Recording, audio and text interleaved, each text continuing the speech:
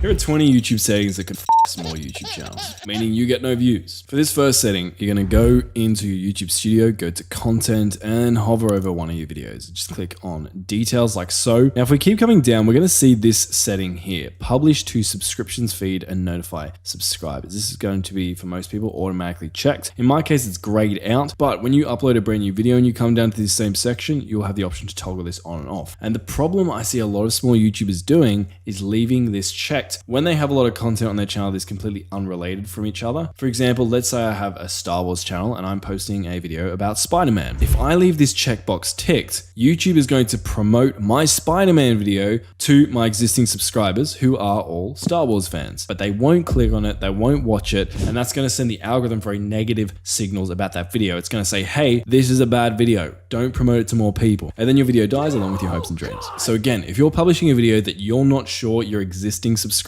no matter how small your channel is, are going to want to click on and watch, uncheck this button. Yes, the video will grow much slower in the beginning, but it's not going to get the wrong data through YouTube promoting your video to your past subscribers who aren't going to be interested in that content. Next thing I want to show you, also on this same video page, just below the playlist section, and it's called the copper section. Basically, you need to accurately designate whether or not your video is made for kids or not. And when we say made for kids, just because kids would find the video interesting doesn't mean it's made for them. In this case, kids is defined as people under the age of 13. And I think we can safely say that kids would be interested in watching Marvel movies. It doesn't necessarily mean, though, that Marvel movies are specifically designed for people under the ages of 13. There just happens to be some audience overlap. On the other hand, Peppa Pig, probably appealing to many people under the ages of 13. However, most older audiences are not going to be interested at all. And so it'd be safe to say that Peppa Pig is designed for kids. Hope that makes sense. Now, why this is important is, one, if you misdesignate this, technically you could cop a very expensive fine, although I haven't actually seen it happen. And the other thing to be aware of here is that if you check yes, this video is made for kids,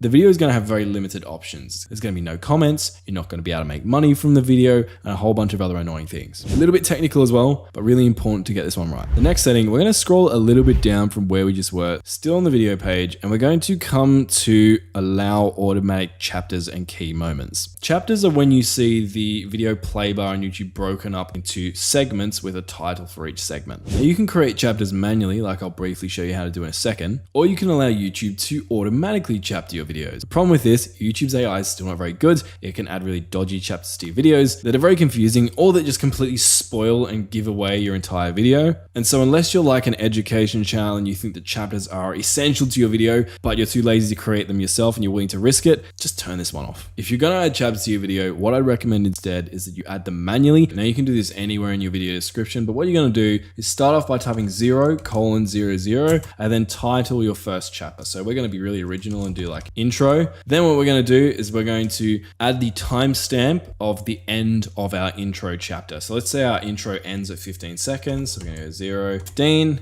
and then we're gonna type the name of our next chapter. Let's say like story. Now let's say the story component of our video ends at like 3 minutes. So we're gonna go 3:00, and then we'll type the name of our next chapter. It might be something like that. And you just keep doing this throughout your entire video until your whole video is timestamped out in this format, and your video will then show up with chapters. Next thing we're gonna do, we're gonna come down again just below the cursed automatic chapters box, and we're gonna look at the featured places box. This is basically going to give YouTube permission to dox you, which you obviously don't want. You don't want YouTube telling your viewers exactly where you are in your videos. So we're just gonna turn that one off so that we can not get stalked by our viewers. Now, automatic concepts, I would probably turn this one off as well, because again, you're relying on YouTube's AI to know exactly what your automatic concepts are. It is an experiment at this point as well, so turn it off just to be safe. If there's something really that confusing, then you should probably clarify it in your actual video. Now what we're going to do, we're going to keep scrolling down and we're going to come down to this section, licensing and distribution. Now this is going to default to the standard YouTube license, which doesn't kill your videos, but it makes it more difficult for other people to reuse your content. My controversial opinion is anyone reusing your content is free marketing for your videos, and if their content happens to do way better than your video, then it's a great case study for you to learn from. If they reuse your video and it gets like 10 times the amount of views as you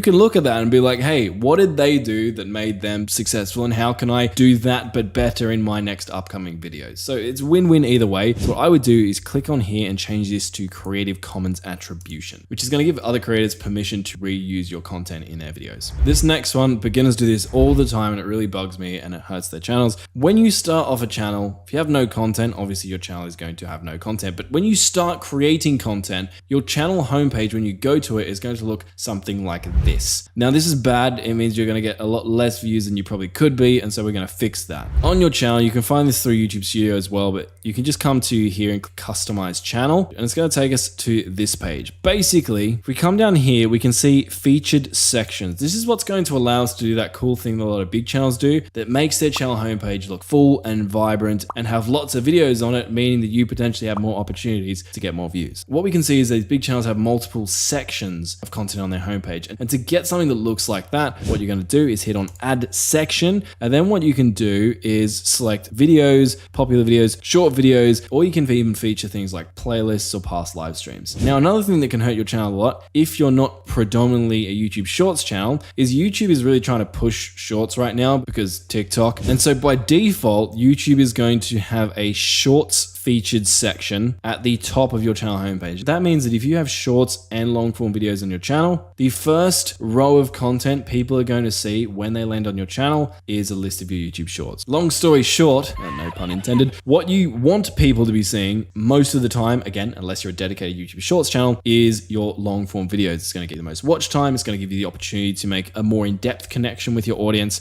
And so what we're going to do is either, if you have lots of different featured sections, you can move this shorts videos thing down to the bottom by clicking and dragging. So it's only going to be found by people who don't find anything satisfying at the top of your channel page and are just scrolling down, hopefully catch a few of them. Or if you don't have enough content to have a lot of featured sections on your channel, I would say just click on these three dots and just remove this. Then come up here and hit publish and you're done. Now, speaking of small YouTube channels, another essential setting is found in your YouTube Studio also. So if you're in your YouTube Studio, you're going to want to come down to settings, then in settings, you're going to come to channel. In channel, you're going to come to feature eligibility. Now, what you're going to want to do is click on these drop downs, basically complete these verification steps because it's going to let you make longer videos. And most importantly, it's going to allow you to add custom thumbnails to your videos and live streams, which is a killer feature that if you don't use, you're going to be killing your videos in the bad sense. So another thing you're going to want to do is go to settings, then you're going to come to channel. In channel, you're going to want to actually select your country of residence. Now, this might sound like a really small and trivial thing. Reason this is important is that when you get monetized, this is going to have like some implications on tax and stuff. So if you don't select this correctly, or if you do what some sneaky people do and they try to select the US because they want to try and trick people into thinking that they should be promoted to more US audiences because that's like a high RPM niche and they're going to make more money. No, you're not going to make more money because you're going to have all these tax issues and it's just going to be annoying. So just make sure this is set right, because set incorrectly, it could be really annoying and mess up your hard-earned paychecks. Now, this one's a really ninja setting that actually isn't really a setting, but I'm going to include it. So you're going to come to your channel and then you're going to come and copy your link. And then what you're going to do is open up a text doc, going to paste your channel link in there. And then what you're going to type in is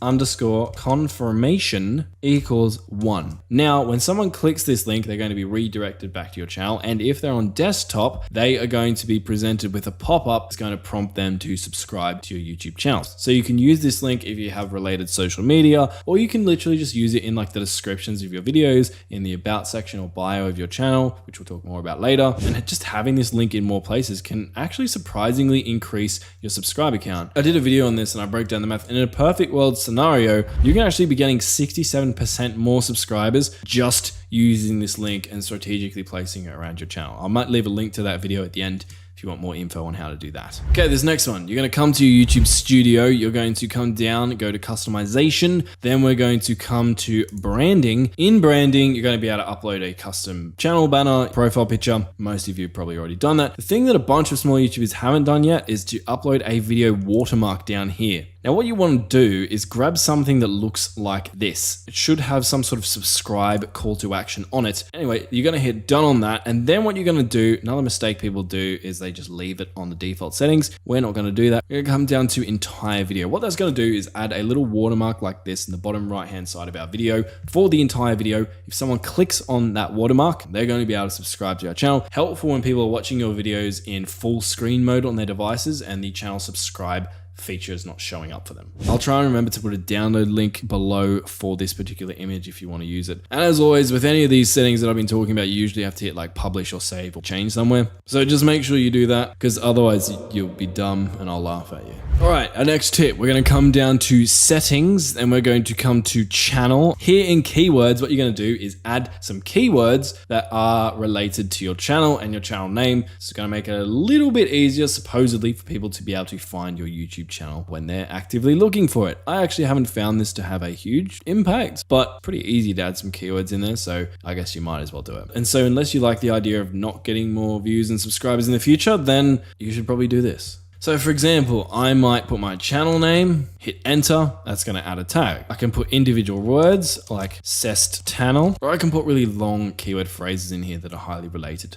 to said channel. Now, the next thing I want you to do, we're going to come back to customization and we're going to go to basic info, not branding. You didn't see that. And in your description, you're going to insert a description. Now, that might seem like it doesn't matter very much, but it does nowadays, because with a recent YouTube update, the first line of your description actually shows up on your channel homepage when people visit it. So if you do what a lot of these small YouTubers do, where it's like, hey guys, welcome back to my channel. On this channel, cut out, it's truncated, viewers can't see anything. You can want to use that space wisely. You could potentially be promoting your sub_confirmation link we talked about earlier to maybe get more subscribers, or you want to say something that makes people like you and reassures your viewers or your ideal viewers that they're in the right place. So if you have a Minecraft Let's Play channel, you could be like, here you'll find the best Minecraft Let's Plays on the internet, which is really cringy and boring, and you shouldn't do that. You shouldn't be creating a Minecraft Let's Play channel in the first place. Let's just establish that, because unless you hate the idea of getting views, it's not a good idea. But you get my point. Use this space to your advantage to actually encourage more results. The next setting we're going to do, we're going to come back down to settings and we're going to come down to uploading defaults and then come down to visibility. Now, here are some cool time-saving settings where you can input a default title, default description template, default tags, etc., etc.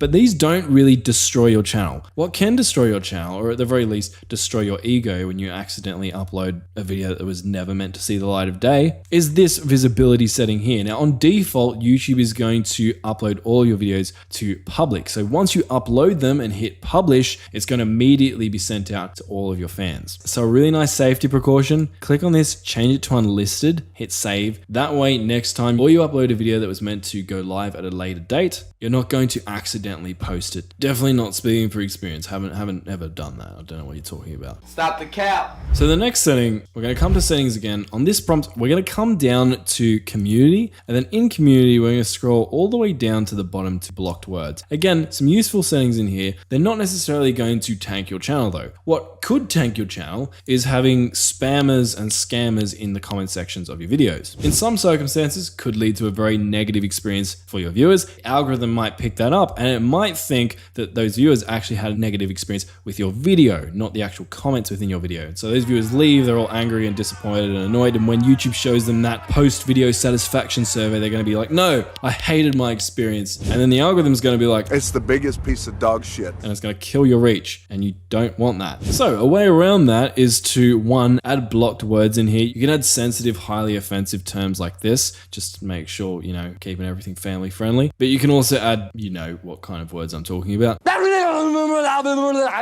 What I find more helpful though is that a lot of scammers and spammers, they target certain niches, and so the wording is often very similar across multiple of their messages. So if you can figure out what that wording is, you can just insert it in here, and then when they leave a comment, it's going to be automatically flagged by YouTube. Another thing, dodgy links. Click on this checkbox. People aren't going to be able to post it, so your viewers and you are not going to get scammed. Next setting, we're going to come back to a video settings, go to details and just scroll down. Again, you can find these settings in a video that's already been posted, so you can fix your older videos, or you can just edit these as you're uploading a video. The UI is very similar. What you're going to do is come to shorts remixing. Basically, this is going to let other people create shorts using the content from your video. Again, I would allow this personally because it's free marketing for you. Now, the next thing right below that is category. Usually YouTube's just going to select a very broad, often wrong category for your video here. What you're going to do is come in here and actually select the category that your video would most accurately fit into. Especially if you're a smaller channel, this is going to help the algorithm get a little bit more of an idea of what your video is actually about so it can promote it to the right people and the right audiences to begin with. And how it can do that, especially with some categories now. For example, if I was to go gaming here, it's actually going to give you an additional drop down where you can type in the name of your game and select it, and then it's actually going to show up in your description. It's just going to make it easier for YouTube to group videos together, figure out what topics videos are about, and then promote related videos to the right viewers. The next setting I want to talk about is the schedule setting. Now, most of you have probably seen this, so it's nothing new. The problem you probably have is that you're scheduling your videos, if you're scheduling them, at the wrong time. So how you're going to fix that is come to your YouTube Studio,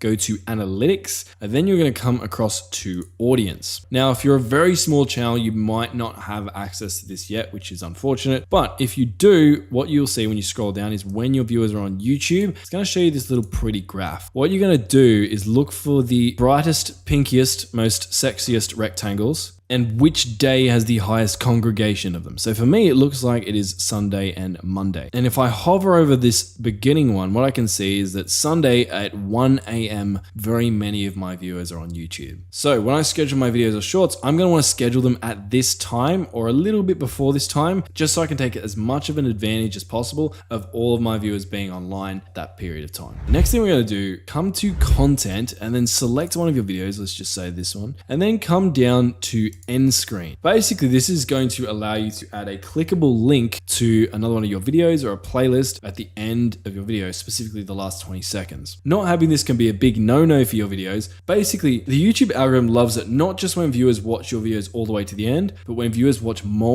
of your videos consecutively in a row. This is called session time. So what you're going to want to do in here, if you haven't already got an end screen, is hit plus on the element thing, select say video. It's going to add a new video element like so. You can drag it around, position it, set the time frame for it, and then hit save. In this particular case, this element is going to promote my most recent upload, but you can also make these elements promote the video that the YouTube algorithm thinks is going to be best for them, or you can select a specific custom video yourself by clicking on this option and then selecting said custom video. And then you just hit save. This next one's to do with YouTube Shorts. Basically, when you upload a YouTube short and you go through the upload process, in the video elements section, there's a new setting where you can add a related video. This is basically going to allow you to select a specific video, let's say this one, and then when you publish your short, viewers of the short are going to be able to see a link that looks like this. If they click on it, they're going to be taken from your short to your full-length long-form video. And I'd say most small creators probably want to get as much data as possible on their videos, so you're going to want to connect your shorts to your videos so you can get as many additional views as possible. But if you've applied all these settings and you're still not getting any views, you're probably going to want to watch the video I'll leave on screen. It's going to give you an in-depth step-by-step breakdown of a few pretty cool strategies that can significantly increase your views. I'll see you there.